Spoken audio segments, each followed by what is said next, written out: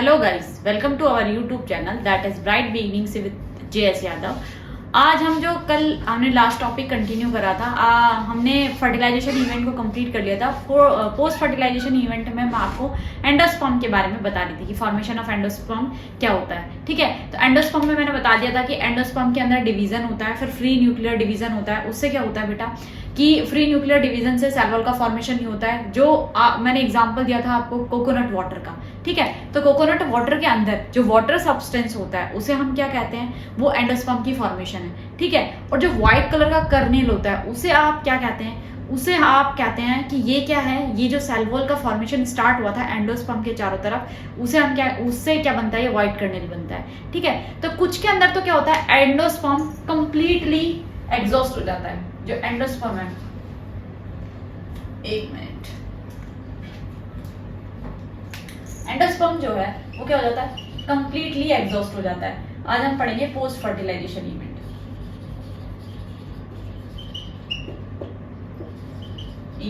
ठीक है, तो एंडोस्पर्म क्या हो जाता है, कंप्लीटली एग्जॉस्ट हो जाता है। ठीक है, तो उन्हें कहेंगे एक्स एल्ब्यूमिनस, है ना, फ्रूट्स या सीड्स। ठीक है, एक्स एल्ब्यूमिनस के अंदर कौन सा आता है, पी है, ग्राउंडनट है। ठीक है, और कुछ जो होते हैं उनके अंदर कंप्लीटली एग्जॉस्ट नहीं होता है, उन्हें हम कहते हैं एल्ब्यूमिनस फ्रूट, मिनस सीड्स। ठीक है, ये क्या क्या हो सकते हैं, कोकोनट है, कैस्टर है।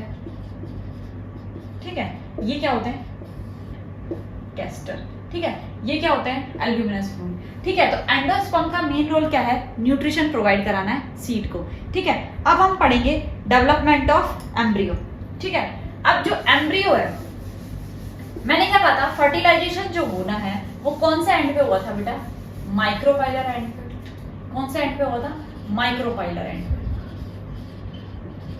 ठीक है, एंड किसके साथ, एग सेल के साथ फ्यूजन हो गया था। दो पोलर न्यूक्लियाई के साथ फ्यूजन करवाने के बाद हमने एंडोस्पर्म बनाया था। यहां तक का आपको क्लियर होगा।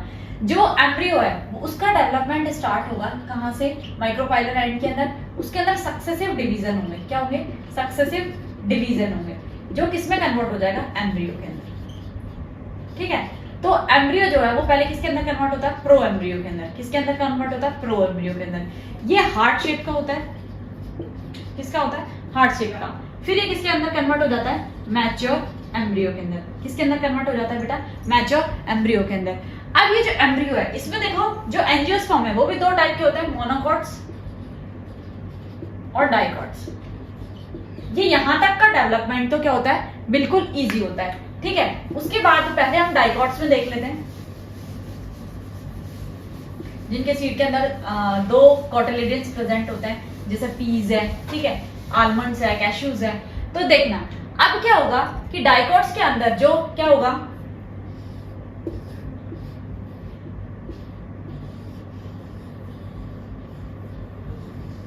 ठीक है, ये सिलेंड्रिकल बेसल बल्ज पार्ट। ठीक है, उसके अंदर क्या होगा, यहाँ पे जो प्रेजेंट होगी वो होगी रूट टिप। ठीक है, और यहाँ होगी रूट कैप। रूट टिप जो है वो किससे, रूट कैप से सराउंडेड होती है, तो उसे हम क्या कहते हैं, कैलेप्ट्रा कहते हैं। ठीक है, मैं नीचे से इसलिए बता रही हूँ क्योंकि आपको लर्न करने में इजी हो। उसके बाद जो सिलेंड्रिकल पोर्शन होता है उसे हम कहते हैं हाइपोकोटाइल। क्या कहते हैं बेटा, हाइपोकोटाइल। ठीक है, ये क्या है, ये कॉटिलिडन्स है। ठीक है, कॉटिलिडन्स दो होते हैं, इनके ऊपर जो है वो क्या प्रेजेंट होता है, एपिकोटाइल। देखो, कैलेप्ट्रा यहां से रूट टिप से किसका फॉर्मेशन स्टार्ट होगा, रूट का। किसका होगा, रूट का जर्मिनेशन होगा। एपिकोटाइल से क्या होगा, शूट एपेक्स का फॉर्मेशन होगा। इसका फॉर्मेशन होगा बेटा, शूट एपेक्स का फॉर्मेशन होगा। देखो, इसके अंदर क्या होता है, डाइकॉट्स के अंदर दो कॉटिलिडन्स होते हैं, तो एम्ब्रियोनल एक्सिस से क्या होगा, दो कॉटिलिडन्स का फॉर्मेशन हो जाएगा। ठीक है, ये तो बात हुई डाइकॉट्स की। ठीक है, उसके बाद अगर मैं मोनोकॉट्स की बात करूं, मोनोकॉट्स में स्पेशली ग्रास के आपके बुक में एनसीईआरटी पे दे रखा है। ठीक है, तो ग्रास की मैं बात करूं तो सेम ग्रास के अंदर भी क्या होगा, अगर मैं सिंपल जनरल स्ट्रक्चर बताऊं तो यहाँ पे क्या होगा, वही रूट, रूट कैप, रूट। तो इसके अंदर एक साइड, इसका जो एम्ब्रियो है वो क्या होगा, लॉन्गिट्यूडनल अगर सेक्शन देखोगे तो ये एक साइड के अंदर क्या होगा, शिफ्टेड होगा। ठीक है, लॉन्गिट्यूडनली एक साइड के अंदर शिफ्टेड होगा। ये क्या होगा, रूट। इसके नीचे क्या होता है, कॉलराइजा की शीथ प्रेजेंट होती है, रूट कैप के बाहर एक शीथ प्रेजेंट होती है जिसे हम क्या कहते हैं, कॉलराइजा, ठीक है, RRHY, ठीक है। उसके बाद इसमें भी हाइपोकॉटाइल होता है, इसके अंदर लीफ लाइक प्रोमोड्यूल्स प्रेजेंट होते हैं, ठीक है, लीफ लाइक स्ट्रक्चर्स प्रोमोड्यूल्स प्रेजेंट होते हैं। उसके बाद इसमें भी क्या होता है, ऊपर एपिकोटाइल भी होता है। एपिकोटाइल सेम क्या करेगा, ये क्या करेगा, शूट एपेक्स को जन्म देगा, ठीक है। इसके अंदर स्कूटेलन कहते हैं, क्या कहते हैं, स्कूटेलन, एक वर्ड होगा स्कूटेलन, ठीक है। अब ये हो गया मोनोकॉट्स के अंदर।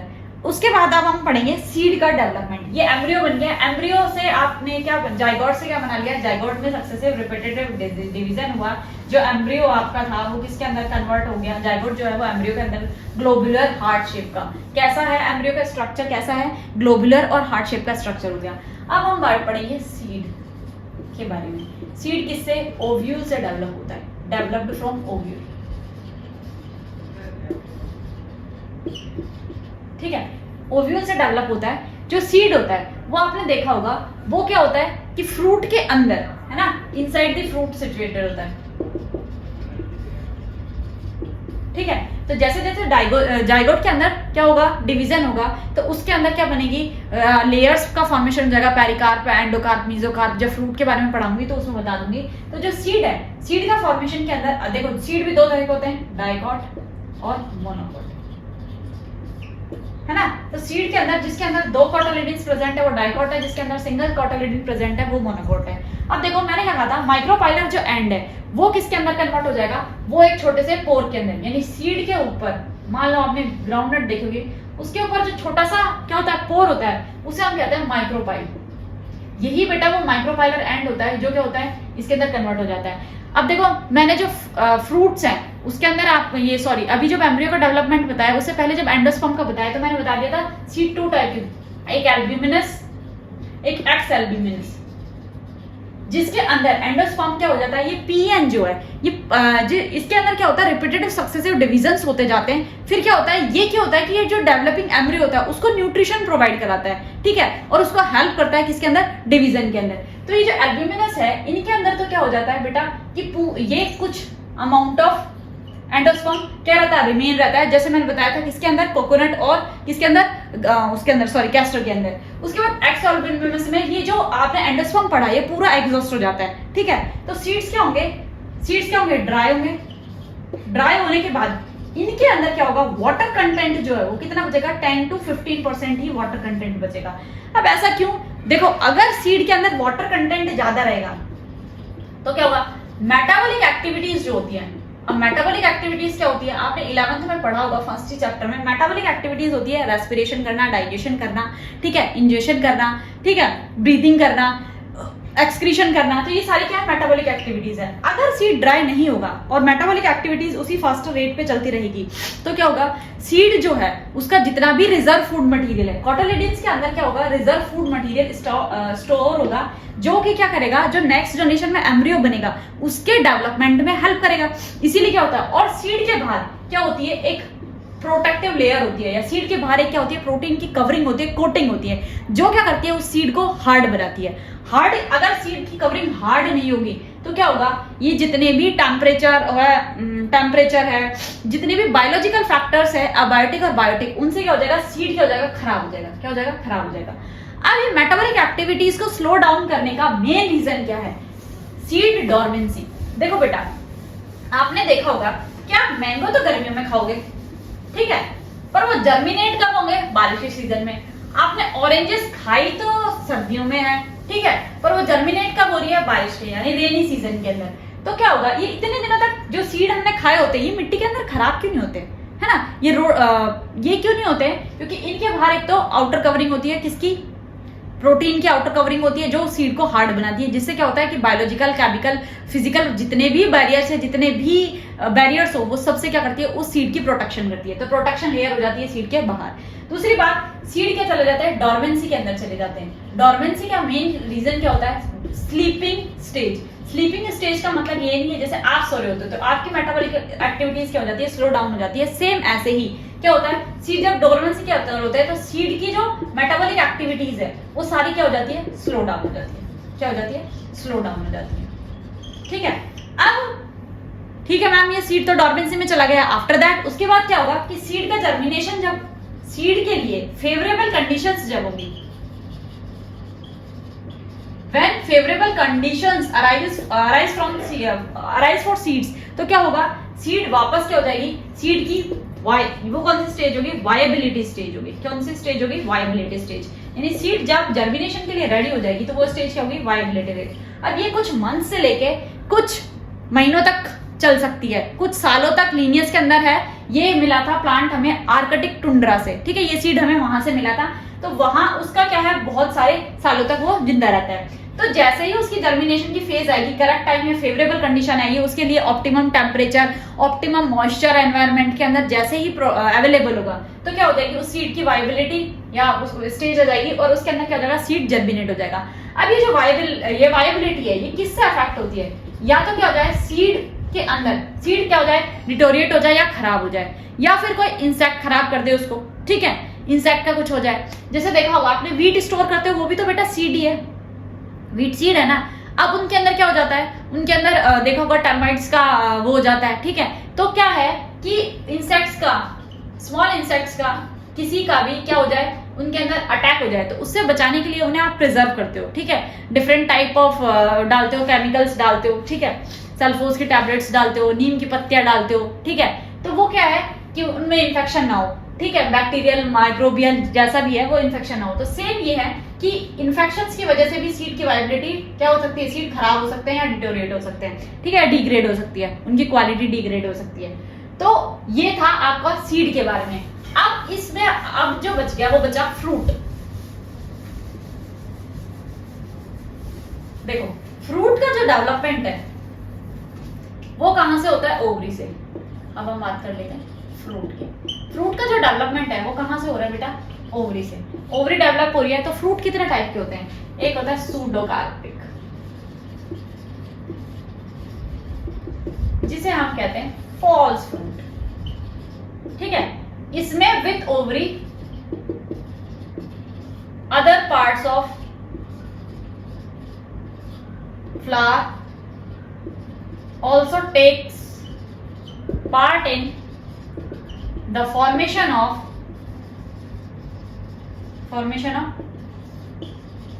seed, यानी थैलेमस भी उसके अंदर पार्ट लेता है। ठीक है, जैसे लाइक थैलेमस, एग्जांपल एप्पल। ठीक है, अब ये तो क्या सूडोकार्पिक या फॉल्स फ्रूट। उसके बाद यूकार्पिक या ट्रू फ्रूट क्या होता है, ट्रू फ्रूट जिसका नाम है यूकार्पिक। इन द फॉर्मेशन, इसके अंदर mainly ovary takes part in the formation of fruit. Example by mango. ठीक है, इनके अंदर 3 लेयर होती है। देखो कौन सी, पेरिकार्प, आउटर लेयर जिससे स्किन बनती है। ठीक है, दूसरी होती है मीजोकार्प। ठीक है, ट्रू फ्रूट के अंदर 3 लेयरिंग्स होती है। मीजोकार्प जिसके अंदर क्या होता है, जिसके अंदर फ्लैश पल्प प्रेजेंट होता है। आम का एग्जांपल देख लेना, मैंगो का जो आउटर लेयर, जो छिलका आप खाते नहीं हो वो क्या है, पेरिकार्प है। जो फ्लैशी पार्ट आप खाते हो वो क्या है, पल्प है। और उसके बाद endocarp, outer layer of seed. ठीक है, आउटर लेयर जो सीड के बाहर होती है वो कौन सी होती है, एंडोकार्प। तो इस फ्रूट के अंदर 3 होता है। एक और होता है पार्थेनोकार्पिक फ्रूट, इससे बहुत क्वेश्चन आते हैं भाई।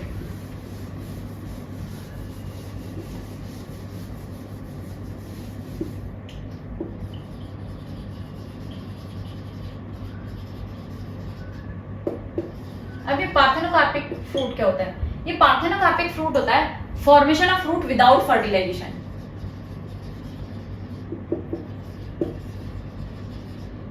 फ्रूट विदाउट फर्टिलाइजेशन,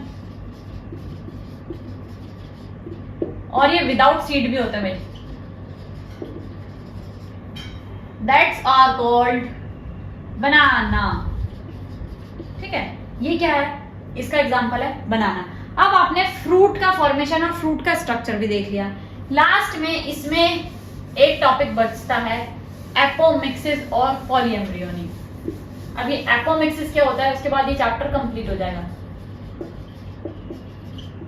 एपोमिक्सिस क्या होता है, देखो रिप्रोडक्शन क्या होता है, एसेक्सुअली होता है इसके अंदर, ठीक है, लेकिन क्या होता है फॉल्सली वो दिखाई देता है सेक्सुअल रिप्रोडक्शन की तरह, कि फॉल्सली वो सेक्सुअल रिप्रोडक्शन को कॉपी करता है, पर मेनली जो रिप्रोडक्शन होता है वो कैसा होता है भाई, ये सेक्सुअल रिप्रोडक्शन होता है। ठीक है, जिस कॉपीड ऑफ क्या होता है सेक्सुअल रिप्रोडक्शन, उसे हम क्या कहते हैं, एपोमिक्सिस कहते हैं। क्या कहते हैं, एपोमिक्सिस। दूसरी है पॉलीएम्ब्रियोनी। ठीक है, formation of more than one embryo, of more than one embryo. ठीक है, अब देखो जब फ्रूट का जर्मिनेशन पढ़ा था तो आपने पढ़ी थी डिफरेंट काइंड की ओवरीज होती है, मल्टीकार्परेरी, एपोकार्पस, सिनकार्पस, तो ये अलग अलग तरह से फ्रूट्स का फॉर्मेशन हो जाता है। फिर पोलर एम्ब्रियोनी के अंदर क्या होगा, एक से ज्यादा एम्ब्रियो का फॉर्मेशन हो रहा है, या तो क्या होता है मोर देन वन एम्ब्रियो है, मोर देन वन जाइगोट है, सॉरी, ठीक है, या क्या हो जाए फर्टिलाइजेशन जो है वो एक से ज्यादा बार हो जाए। ठीक है, तो इसके अंदर क्या है, पॉलीएम्ब्रियोनी जो है वो बहुत सारे सीड्स के अंदर पाई जाती है। ठीक है, एपोमिक्सिस जो है वो क्या है, ये ध्यान रखना, एपोमिक्सिस जो है वो सिर्फ सेक्सुअल रिप्रोडक्शन का रेप्लिकेशन है, रेप्लिकेशन ऑफ सेक्सुअल रिप्रोडक्शन या कॉपी ऑफ सेक्सुअल रिप्रोडक्शन। लेकिन मेनली किस टाइप का रिप्रोडक्शन होता है इसके अंदर, एसेक्सुअल रिप्रोडक्शन होता है। तो ये जो चैप्टर था आई होप आपको बहुत अच्छे से समझ में आया होगा। हमने जब चैप्टर स्टार्ट किया था तो फ्लावर के वोल्ट से स्टार्ट किया था, उसके बाद आपने माइक्रोस्पोरोजेनेसिस पढ़ा, फिर मेगा स्पोरोजेनेसिस पढ़ा, फिर फर्टिलाइजेशन इवेंट पढ़ा, उसके अंदर fertilization event pollen pistil interaction का करवाने के बाद उसके बाद आपने क्या पढ़ा लास्ट में, कि सीड का फॉर्मेशन कैसे होता है, एम्ब्रियो का फॉर्मेशन कैसे होता है, फ्रूट का फॉर्मेशन कैसे होता है। तो आई होप ये चैप्टर आपको बहुत अच्छे से समझ में आया होगा। अगर आपको वीडियो पसंद आए तो उसे लाइक कीजिएगा, शेयर कीजिएगा और हमारे चैनल को सब्सक्राइब कीजिएगा। Thank you.